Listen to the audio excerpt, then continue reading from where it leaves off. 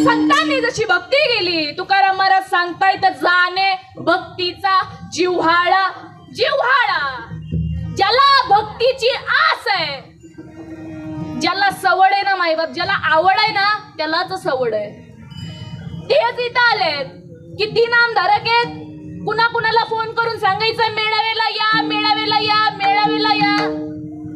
जो येतोय त्यालाच आवड आहे, ज्याला आवड आहे त्याला सवड आहे. माईबाप आवडीने भावे हरिनाम घेसी, तुझी चिंता त्यासी सर्व आहे. नको खेद करू कोणत्या गोष्टीचा, पती तो लक्ष्मीचा जाणत असे.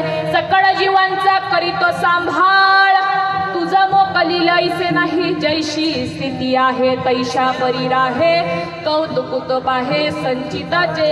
एका जनार्दनी भोग प्रारब्धाचा आणि हरिकृपे त्याचा नाश झाला. आवडीने जर का भगवंताचं स्मरण केलं तर तुम्हाला हे सुख प्राप्त झाल्याशिवाय राहणार नाही.